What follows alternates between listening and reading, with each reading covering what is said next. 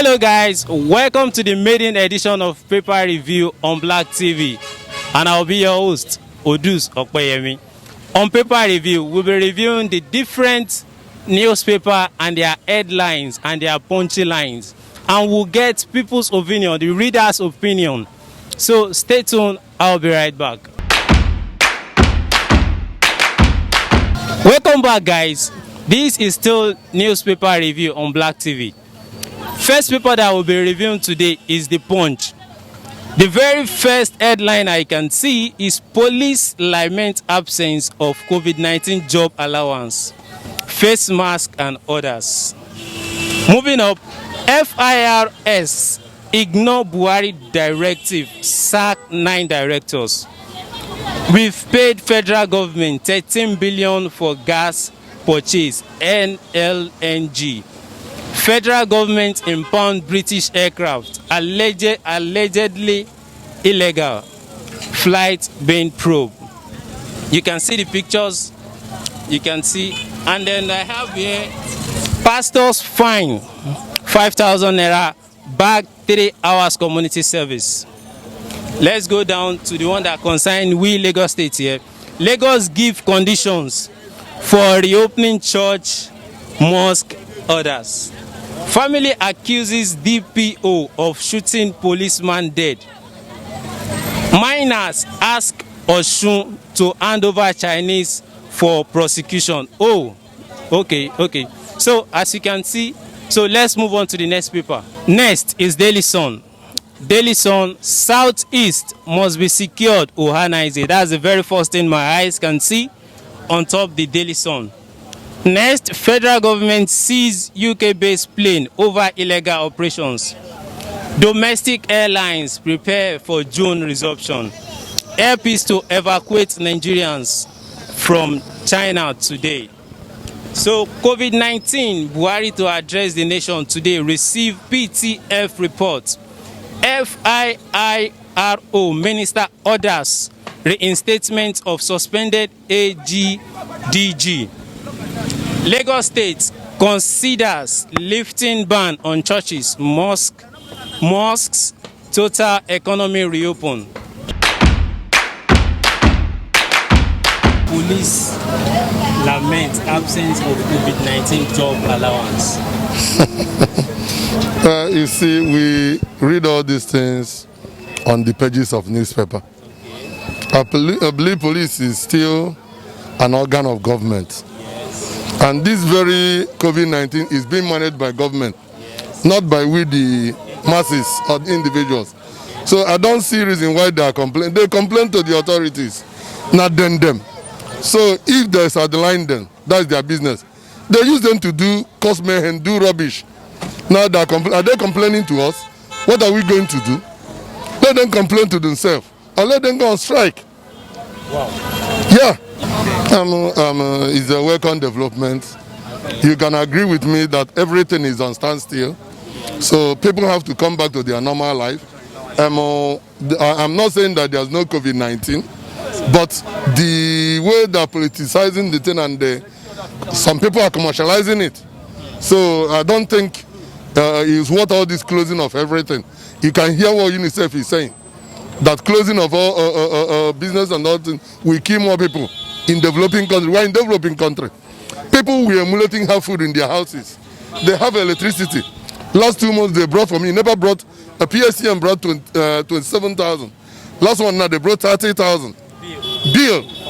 Yes. Where will I get the money? How will I pay? Inside the house? If you don't pay, they will cut you off. And when we start the lockdown, I think there was a news that government agreed to pay the bills. My brother, that is news.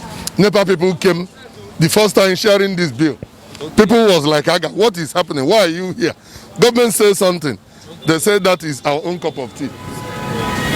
And later, I heard the government say they are not paying any money. NEPA is charging 107 billion naira or so. So, that is Nigeria for you. That is Nigeria for you. Government is just after themselves. Can't you understand? Education sector for 6 billion or so.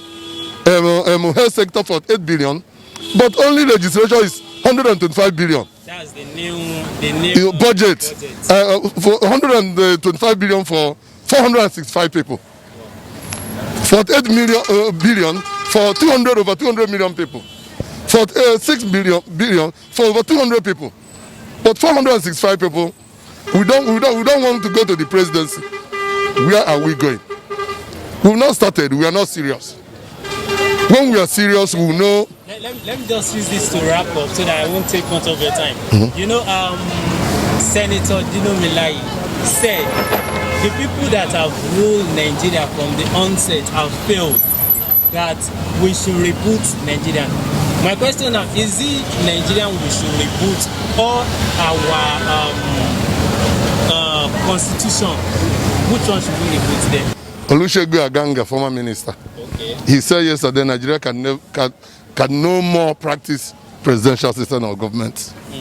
That's what he said.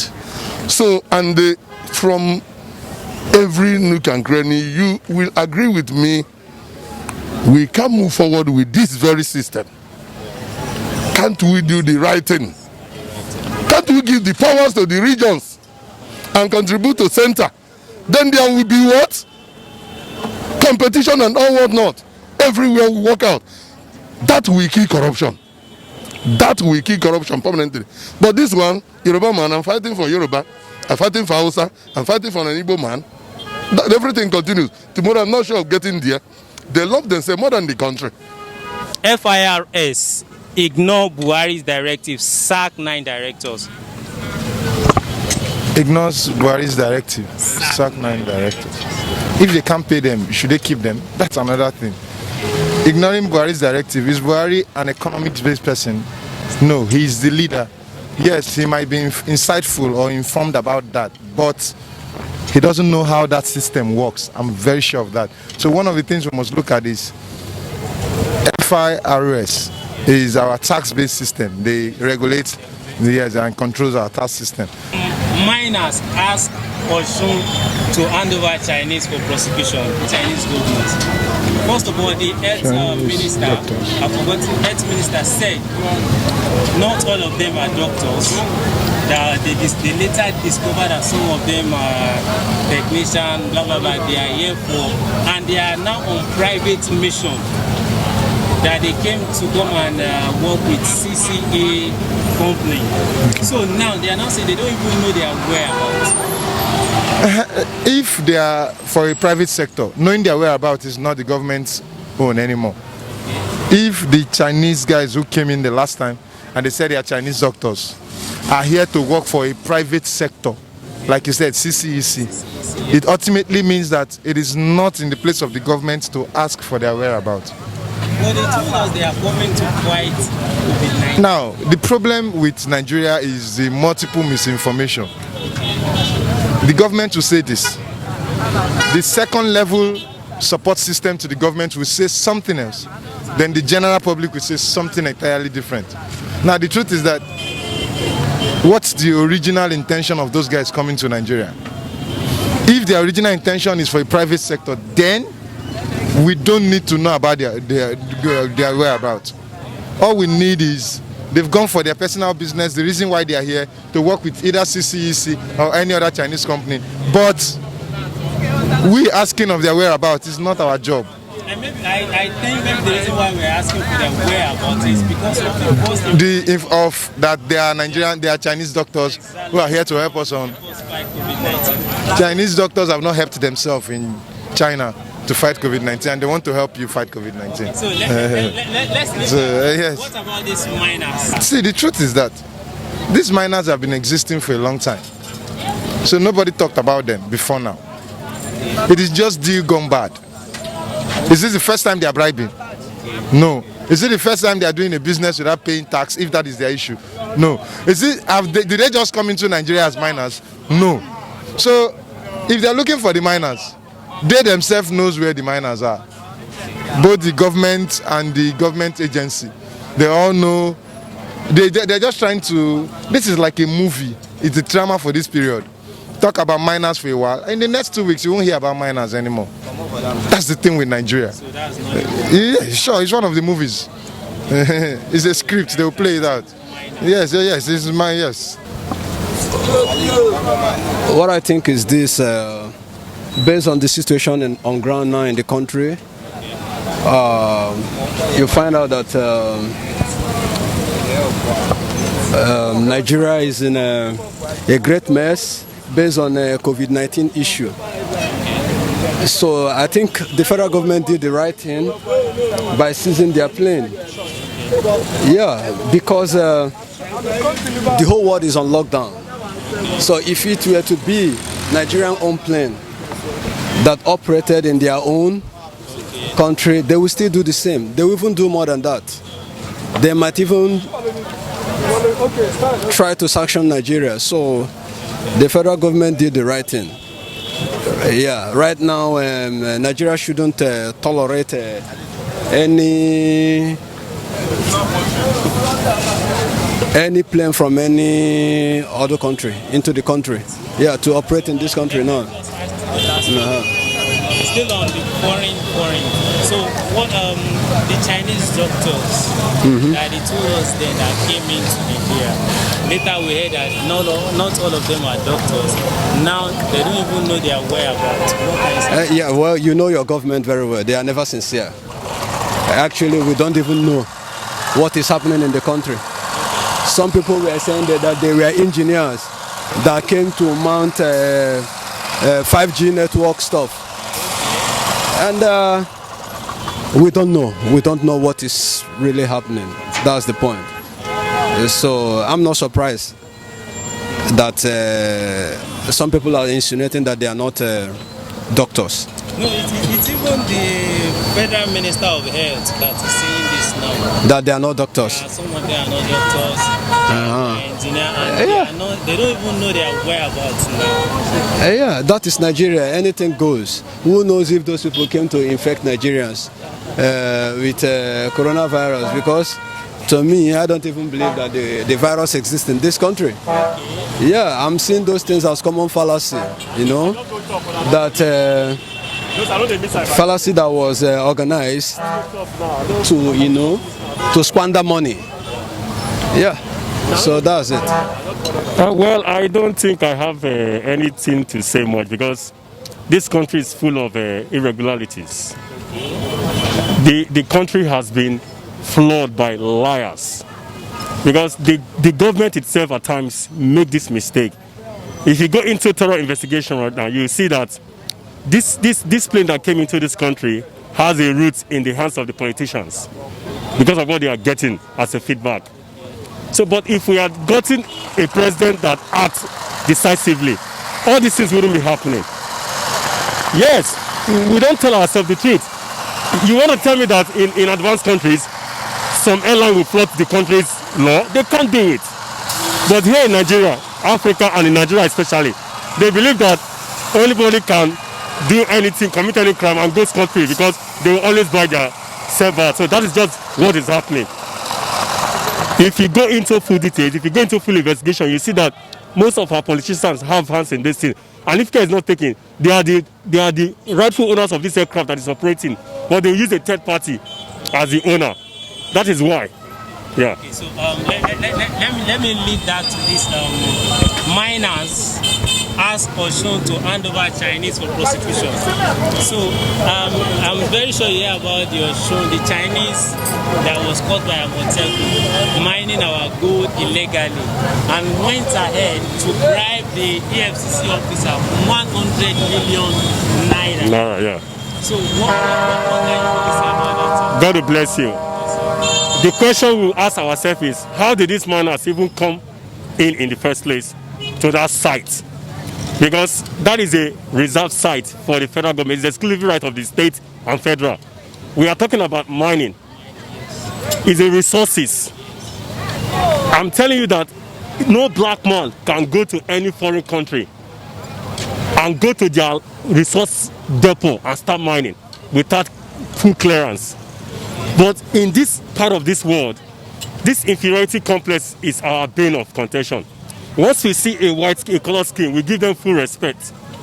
We start letting them into our private resources without considering the laws that guide it.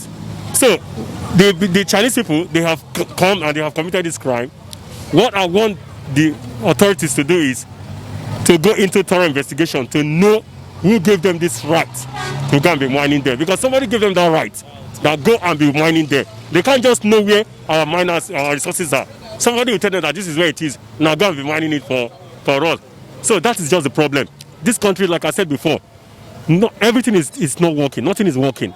We are corrupt. Well, what I can really say about the lamentation of absence of COVID-19 job allowance is that face mask. In a situation where you want to lock down a country and the people are not empowered,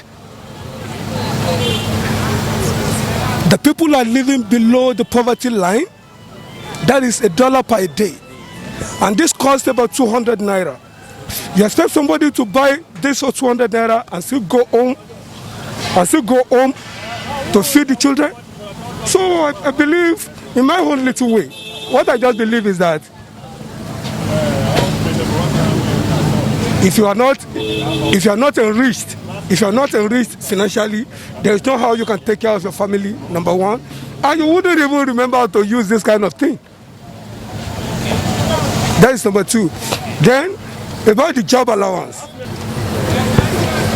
you will have the debt of this kind of people, in the sense that, number one, nobody wants to die.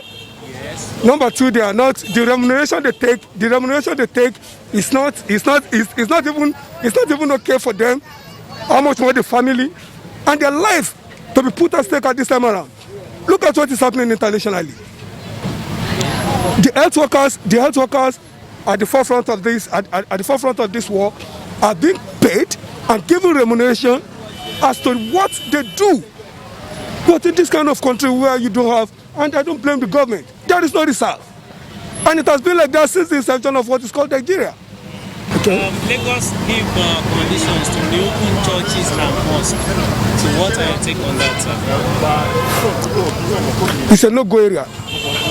And why I said it's a no-go area is this. This pandemic is not telling anybody that it is going any moment soon. You understand? And the lifestyle we live in Nigeria is a cluster-like fashion lifestyle. We like coming in contact with ourselves. We do that as a way of culture and tradition. You understand? Talk of Muslims, Christians. We believe if we want to worship, we have to be in a cluster fashion. You understand? That is number one. There's number two.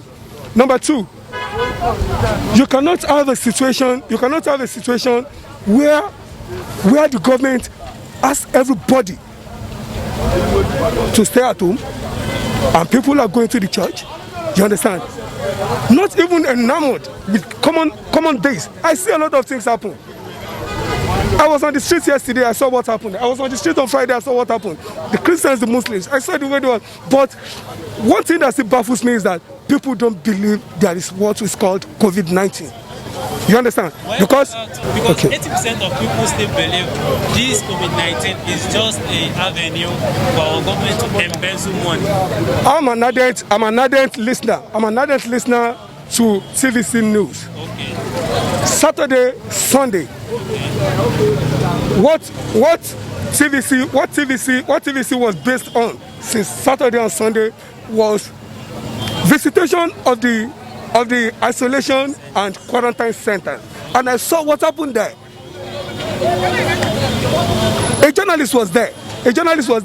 She couldn't come in contact with those people. She was about 10 meters away from the COVID-19 patients. You understand? Even the microphone you are holding on to me was not held on to them. From a far distance, and an old man was telling the journalist that COVID-19 is 100% real. That's number one. And I saw about 15 people that are being discharged from the isolation centers that were going home. You understand? So I don't need to be there before I will know. You understand? Information is power. If you are not informed, you are deformed. So whatever you hear as an information, take first. Then you seek your own resolution to it. That's all. The face mask is very important for the COVID-19, and what we are facing outside there, you cannot be able to pattern on what you want to do or what you want to achieve. But the question is that when you wear your face mask, you'll be able to protect your mouth and your nose, and you'll be able to have a pollution on yourself. You understand what I'm trying to say? But the police, they are outside there to protect us in what we want to do or what we don't otherwise get to know what we want to get from ourselves. So, Lagos State gave conditions to reopen churches and mosques. I find the idea of the awareness of the Lagos State being able to open the church and the mosques is an opinion and it's a word of the Lord. Even the Bible said in John 1:1, it said in the beginning was the Word, and the Word was with God, and God was the Word. You understand? When the churches are able to go to church, everything will come in places. Southeast must be secured. This is a wake-up call. A wake-up call in the sense that I don't know what this country is turning into. If there's anything that will benefit the Southeast, the central government will start playing politics. But if there's anything that will destroy the Southeast, they will quickly implement it. The president gave an order that the whole nation should be shut down. No movement of people. But I was surprised to be seeing Almajiri youth being ferried to the Southeast and the Southwest and the South-South. Why this sudden rush? Why this sudden rush? What were the northern governors doing? Are they not supposed? See, the North has the largest landmass in Nigeria. It's enough for them to keep their Almajiris there for themselves. Why are they bringing the coronavirus infected people into Southeast and South-South? But when it comes to development now, they will tell you that the Southeast is not qualified to have this development. The Southeast and the South-South has the lowest rate of infected COVID-19 patient index cases in Nigeria. But Lagos State and Kano, I think they are competing now. Lagos State and Kano are competing, but even at that, they are still allowing Almajiri into Southwest, of which that is against the law of the country, because the president has given a directive that all borders should be shut. There should be no interstate travel. So why are they hiding Almajiri under the cattle, under the cows and goats, and taking them to the southeast of the country and the south of the country and the southwest of the country? Why? Have you heard that Igbos are being ferried to the north? Why are the Almajiris allowed to be coming into the southeast and the south and the southwest? That is, they are breaking the law, and it shouldn't be that way. The northern governors, the Arewa Consultative Forum, they have a hidden agenda, and whatever the agenda is, it will not work for them. The president must respect it. All borders must remain closed. There should be no interstate travel. The Almajiri should be repatriated back to where they came from. So we've come to the end of today's episode of Newspaper Review. Please don't forget to follow us on all our social media handle at Blacqtv, Instagram Blacqtv, YouTube, and don't forget to subscribe to our YouTube channel at Blacqtv, BLACQ-TV. You remove the K and replace it with Q. Thanks to the man behind the camera, Oluwadamilare. And here we are at Celebrity Stand, Olatilewa Lawansin. Come on next time. Come, let's talk to you. Come and read with us. Come and review paper with us. Thank you. See you next time.